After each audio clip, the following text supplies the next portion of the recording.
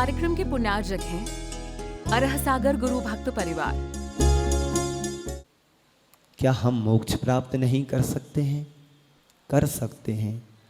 हर आत्मा के अंदर अनंत शक्ति है। उस शक्ति की अभिव्यक्ति तभी हम कर पाएंगे जब हम धर्म से जुड़ेंगे, मर्म से जुड़ेंगे। कर्म और चर्म तो हमारे जीवन में जुड़े हुए हैं। चर्म से कर्म बनते हैं और कर्म से चर्म मिलता है। लेकिन संत कहते हैं यदि तुम अपने जीवन को कर्मों को काटना चाहते हो तो धर्म से जुड़ो। धर्म तुम्हारे जीवन का आधार बने। धर्म हमारी आत्मा का उत्थान कराता है। वही धर्म तुम्हें संसार के पापों से बचा करके धर्म की राह पर ले जाता है और धर्म की राह पर चला करके तुम्हारे जीवन का उत्थान करा देता है। ऐसा धर्म तीर्थंकर भगवंतों ने धारण किया, महापुरुषों ने धारण किया। हम पारसनाथ भगवान के जीवन को देखो, महावीर भगवान के जीवन को देखो, सारे जितने भी तीर्थंकर भगवंत हुए हैं सब ने उस धर्म को धारण किया है जिस धर्म को अनादि काल से तीर्थंकर भगवंत धारण करते आए हैं। उसी धर्म को हम लोग भी धारण कर रहे हैं। आचार्य शांति सागर महाराज से लेकर के विद्यासागर, ज्ञान सागर, शिव सागर आदि आदि सागर महाराजों ने, आचार्य भगवंतों ने उन्हीं धर्म को धारण किया, उसी धर्म को धारण किया जिस धर्म को तीर्थंकर भगवंतों ने धारण किया था। यदि वो चर्म को देखते रहते कि मेरे शरीर को कष्ट ना हो जाए, मेरे शरीर में रोग ना आ जाए, मेरे शरीर में कोई पीड़ा ना हो जाए, तो वो घर नहीं छोड़ सकते थे, घर नहीं छोड़ पाते थे। उन्होंने शरीर की परवाह नहीं की, चर्म की परवाह नहीं की। कर्म के उदय में बीमारी तो किसी को भी आ सकती है। तीर्थंकर भगवंतों को भी कर्म ने नहीं छोड़ा है। वो महापुरुष थे, उसी भाव से मोक्ष जा रहा। तीर्थंकर प्रकृति का बंद करके चल रहे हैं, लेकिन कर्म उनको भी नहीं छोड़ा। मुनि बनने के बाद कर्म परेशान करते रहे और कर्म के द्वारा ही उनको केवल ज्ञान की प्राप्ति हुई। बताओ, पारसनाथ भगवान की कहानी पता है? कर्म ही तो उदय में आया था और ऐसा दुर्धर कर्म उदय में आया कि 7 दिन तक, 49 दिन तक बरसात होती रही, 7-7 दिन की। और चाहते तो एक अंगूठे से उस राक्षस का, बैरी का अंगूठा दबा देते थे तो उसका भी विनाश वहीं हो जाता। लेकिन नहीं, वो ज्ञानी जो होता है वो कर्म पर नहीं, सामने वाले पर नहीं टूटता है, वो कर्म को याद करता है। मेरा पाप कर्म का, अशुभ कर्म का उदय है, इसलिए ऐसा हो रहा है। और अज्ञानी क्या करता है? व्यक्ति पर टूटता है। 2 तरह के जीव होते हैं, एक श्वान होता है और एक शेर होता है। शेर हमेशा कर्म को पकड़ता है। एक एक पत्थर किसने मारा है उसको पकड़ेगा। और कुत्ता किसको पकड़ता है? जो फिक करके आया है उसको पकड़ता है। ज्ञानी और अज्ञानी में यही अंतर है। ज्ञानी पुरुष कर्म के उदय में कर्म को पकड़ता है और अज्ञानी प्रभावित होकर के रोना रोता है। अब क्या करें? दुख आ गया है, अब कैसे दूर होगा, कैसे क्या होगा? लेकिन ज्ञानी कोई बात नहीं, आया है, सहन करेंगे, स्वीकार करेंगे। हमने ही तो कर्म बीज बोया था, वो ही तो बीज फल करके आएगा, फसल लहलहा करके आएगा। यदि आपने खेत में चना बोया है तो चना की फसल आएगी, और गेहूं बोया है तो गेहूं की फसल आएगी। यदि आपने आम का बीज लगाया है तो आम का फल लगेगा, और यदि आपने बबूल का बीज बोया है तो बबूल का फल लगेगा। ऐसे ही हमें जो चर्म यानी शरीर मिला है, किसी को सुंदर शरीर मिला है, किसी को कुरूप मिला है, किसी को विद्रूप मिला है, किसी को अति सुंदर मिला है। आप लोग देखते हैं विदेशों के कई देशों के लोग ऐसे होते हैं, सर्वांग सुंदर होते हैं। उनका पुण्य कर्म का उदय, नौ कर्म का उदय वैसा है। और हमारे भारत में सभी प्रकार के नमूने मिलेंगे, अच्छा भी मिलेगा, बुरा भी मिलेगा। इसलिए चर्म पर दृष्टि नहीं, मर्म पर दृष्टि करो, धर्म पर दृष्टि करो। और धर्म पर हमारी दृष्टि जाएगी तो निश्चित रूप से हमारा कार्य कल्याणकारी होगा। तो कहते हैं कि स्वभाव तो सुचौकाए रत्नात्रय पवित्रते, निर्जुगुप्सा गुण प्रीतिर्मता निर्बीच स्थिता। अर्थात हमें अपने शरीर पर दृष्टि नहीं रखना है, हमें अपनी आत्मा पर दृष्टि रखना है। आप लोग रोज पूजन में बोलते हैं, क्या बोलते हैं?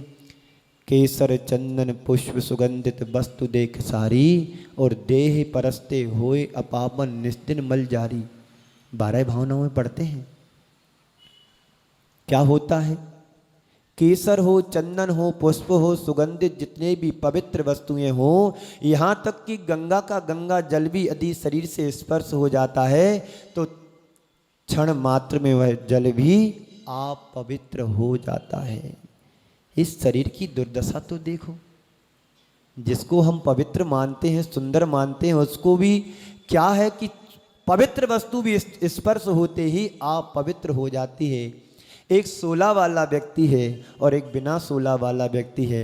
यदि बिना 16 वाला व्यक्ति अशुद्धि के वस्त्र वाला व्यक्ति यदि 100 लोगों नहीं लाख लोगों को छुएगा तो एक पल में अशुद्ध हो जाते हैं। लेकिन 1000 और लाख व्यक्ति मिलकर के एक अशुद्ध व्यक्ति को शुद्ध नहीं बना पाती। यही आप पवित्रता की विचित्रता है, अशुद्धि की विचित्रता है। क्यों? अशुद्धि के संस्कार अनादि के हैं, अनंत काल तक चलेंगे। शुद्धता और पवित्रता क्षण मात्र की होती है, चंद्र मिनटों की होती है। शुद्धि के संस्कार थोड़े समय के हो सकते हैं, अशुद्धि के संस्कार तो अनादि से हैं। तो केसर चंदन पुष्प सुगंधित वस्तु देख सारी, और देह परस्ते होए अपावन निस्दिन मल जारी।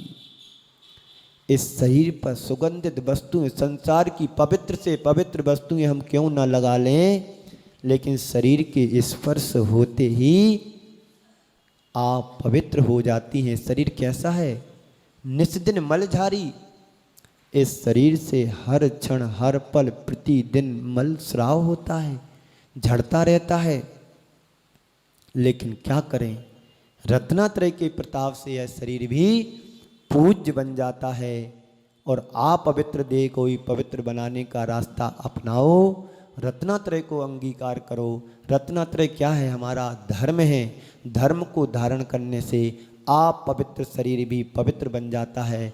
ऐसे स्वाभाविक तौर पर आप पवित्र कहलाने वाली काया में रत्नात्रय ही हमारे लिए धारण करने योग्य है। रत्नात्रय ही हमारे लिए उपादेय है। और रत्नात्रय यदि धारण नहीं कर पाते हैं तो कम से कम रत्नात्रय धारियों का आदर तो करो। रत्नात्रय धारण करने में हम समर्थ नहीं है, शक्ति शरीर साथ नहीं दे रहा है, समझ नहीं है, समय नहीं है, बुद्धि नहीं है, तो कम से कम रत्नात्रय धारियों का आदर सत्कार तो करें। जो उस मार्ग पर चल रहे हैं उनकी हम आराधना तो करें। और इतना भी नहीं कर पाए तो फिर भगवान ही हमारा मालिक है। मालिक तो स्वयं बने हैं, पर भगवान को दोषी क्यों ठहराते हैं? भगवान को दोषी ठहराओगे तो भगवान तुम्हारा क्या कर पाएगा? इसलिए संत कहते हैं, गुरुदेव कहते हैं, सीप का नहीं मोती का, सीप का नहीं मोती का, दीप का नहीं ज्योति का सम्मान होना चाहिए। शरीर का नहीं आत्मा के गुणों का सम्मान होना चाहिए। आज तक हम बहुमान और सम्मान किसका करते आए हैं? व्यक्ति का करते आए हैं, व्यक्तित्व का नहीं किया है। आज तक हमने सम्मान रूप का किया है, स्वरूप का नहीं किया है। आज तक हमने सम्मान देह का किया है, विदेह का नहीं किया है। आज तक सम्मान हमने तन का किया है, चेतन का नहीं किया है। चेतन का सम्मान तुम कर भी नहीं पाओगे। चेतन का सम्मान वही कर पाता है जो अपनी आत्मा में डूब जाता है, अपनी आत्मा में डुबकी लगा लेता है। आत्मा की आत्मा से ही पहचान होती है, वो सम्मान की मोहताज नहीं है। तुम अपनी आत्मा के अंदर के गुणों को उद्घाटित करो, वही तुम्हारा सम्मान है। और क्या सम्मान है? आत्मा क्या? निज से निज में निज को निज ही बने स्वयंभू बरत रहे, ज्योति पुंज के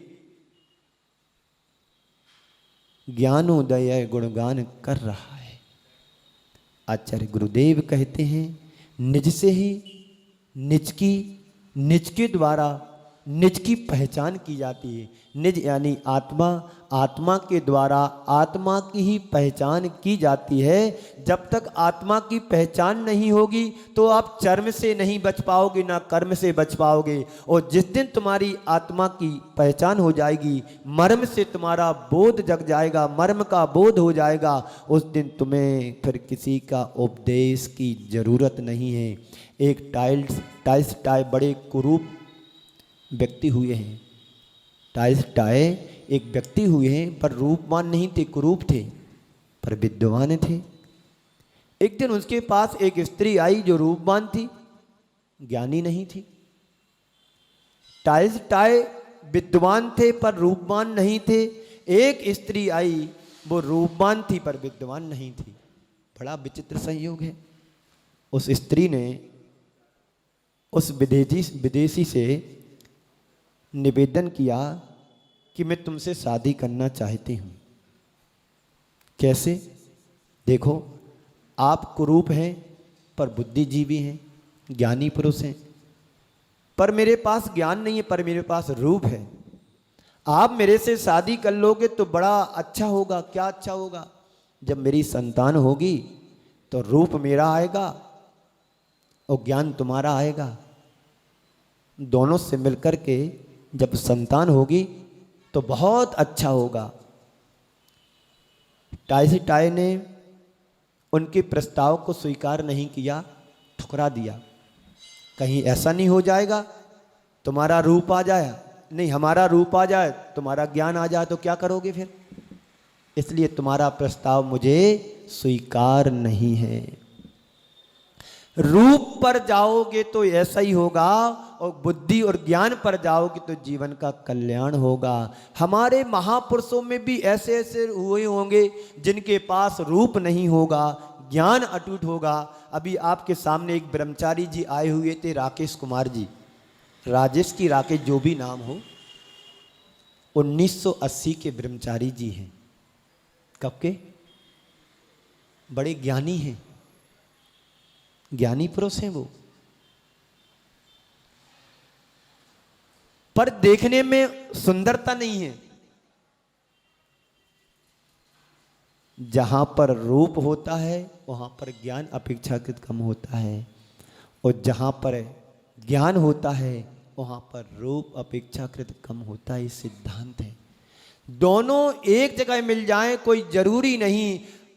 पहले सुना था कि जो विद्वान होते थे वो साधु नहीं बन पाते थे, जो पंडित होते थे, ज्ञानी होते थे, वो साधु नहीं बन पाते थे, और जो साधु बनते थे अक्षर मात्र का ज्ञान भी उनको नहीं होता था। लेकिन एक आश्चर्य वाली घटना हम सबके सामने घटित हुई थी। आचार्य ज्ञान सागर विद्वान थे, पंडित भी थे, और साथ ही साथ मुनि भी बने, आचार्य बने, साधु भी बने। ये सबसे बड़ा चमत्कार था।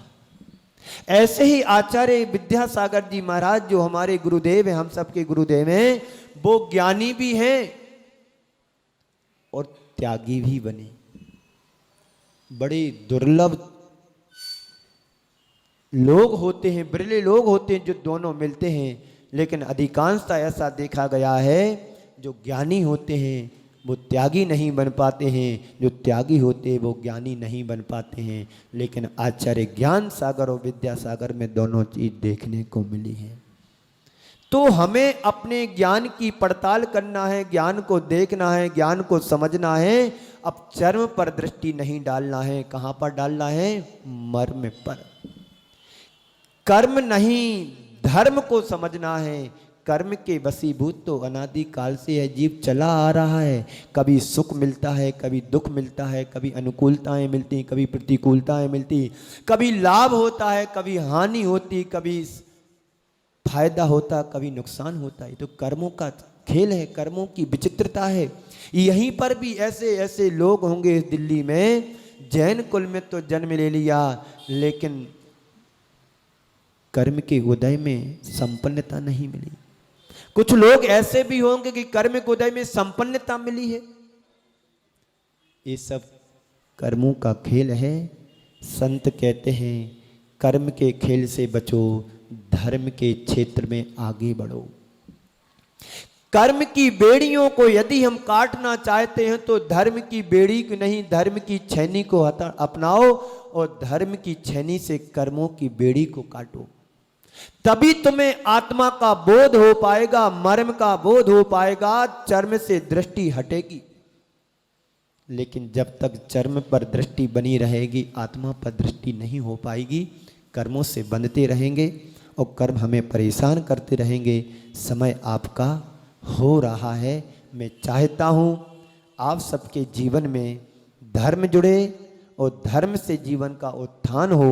धर्म तुम्हारे जीवन का आधार बने, धर्म तुम्हारे जीवन का अंतरंग तत्व बने।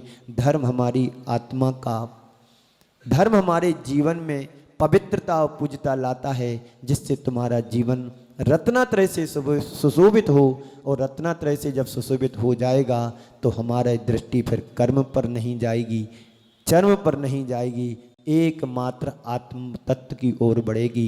इसी मंगल पुनीत भावना के साथ मैं आप सभी को यहीं पर विराम देता हूँ। बोलिए परम पूज्य आचार्य गुरुवर श्री विद्यासागर जी महाराज की।